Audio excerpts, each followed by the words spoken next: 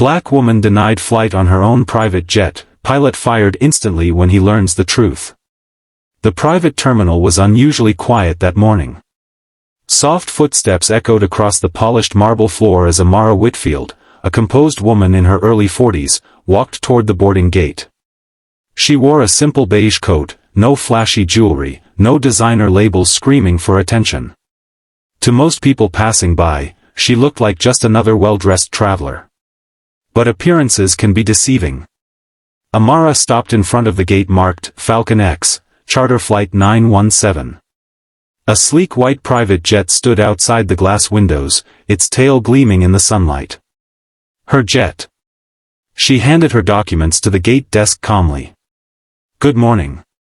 I'm ready to board." The pilot, a tall man in his late 50s with sharp eyes and an even sharper tone, glanced at her papers briefly, then frowned. "I'm sorry," he said flatly. "This flight is restricted. Authorized passengers only." Amara blinked once. "I am authorized. That aircraft belongs to me." The pilot chuckled under his breath, clearly amused. "Ma'am, please don't joke.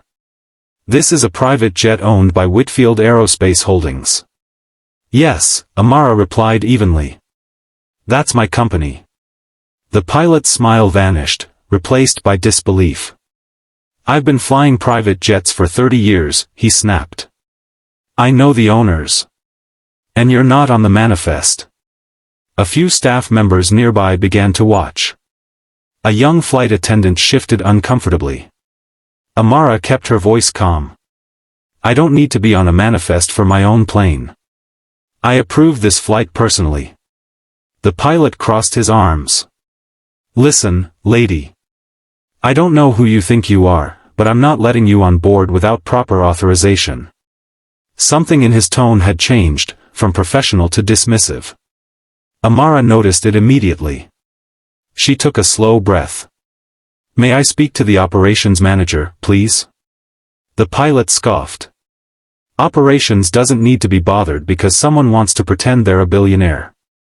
That was when the terminal fell silent.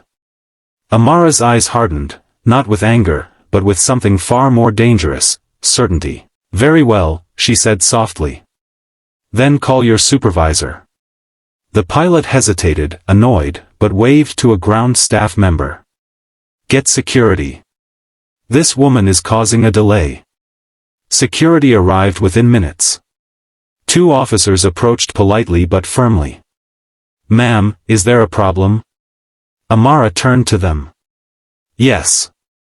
I'm being denied access to my own aircraft." The pilot laughed out loud. "She's delusional. Probably confused the charter lounge with economy." One of the officers looked uncomfortable. "Do you have proof of ownership?" Amara nodded and reached into her bag, pulling out a slim leather folder. She handed it over. Inside were documents. Aircraft registration papers. Ownership certificates. A company authorization letter. And her ID, Amara Whitfield, CEO, Whitfield Aerospace Holdings. The officer's expression changed instantly. He stared at the name. Then at the jet. Then back at Amara. "Sir," he said slowly, turning to the pilot, "you might want to see this." The pilot glanced at the papers casually, and then froze. His face drained of color. This can't be right," he muttered. Amara met his eyes.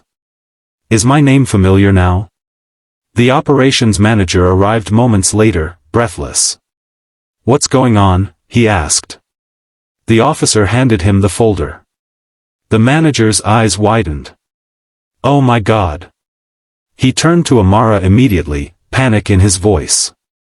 "Ms. Whitfield, I am so sorry. There has been a serious misunderstanding." The pilot stepped back. "Wait, she's really—" "Yes," the manager said sharply. "She is the owner. And the CEO." The terminal was silent. The pilot's confidence collapsed in an instant. I didn't know," he stammered. "She didn't look like." "Like what?" Amara asked quietly. The question hung in the air. The manager straightened. Captain, step aside. Now. The pilot obeyed, shaking. The manager turned back to Amara, deeply apologetic. This behavior is unacceptable. You were treated with disrespect, and I take full responsibility. Amara studied the jet through the glass. You know, she said calmly, I built this company from nothing. I used to clean offices at night while studying aerospace engineering during the day. No one spoke. I learned very early that people judge before they listen. She turned to the pilot. You didn't deny me boarding because of paperwork. You denied me because I didn't fit your image of power. The pilot swallowed hard. I'm sorry. I truly am. Amara nodded once. I accept apologies.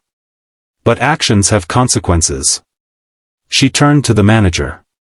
Remove him from this flight. The manager hesitated for half a second, then nodded firmly. Yes, ma'am. The pilot's eyes widened. Please. I've flown this jet for years. Amara's voice remained steady. And today, you learned who it belongs to. Security escorted the pilot away. The flight attendant approached Amara, tears in her eyes. I'm so sorry, Ms. Whitfield. I should have spoken up. Amara placed a hand on her shoulder. Next time, do. Moments later, a new pilot, younger, professional, respectful, introduced himself. It's an honor to fly you, Ms. Whitfield. Amara smiled slightly. Thank you. As she walked toward the jet, the terminal staff watched in silence. When she boarded, she paused and looked back. Let this be a lesson, she said calmly. Never assume ownership by appearance. Respect should be standard, not selective. The door closed behind her. The jet engines roared to life. And as the aircraft lifted gracefully into the sky, one truth remained behind on the ground. Power doesn't always announce itself. But disrespect always reveals ignorance.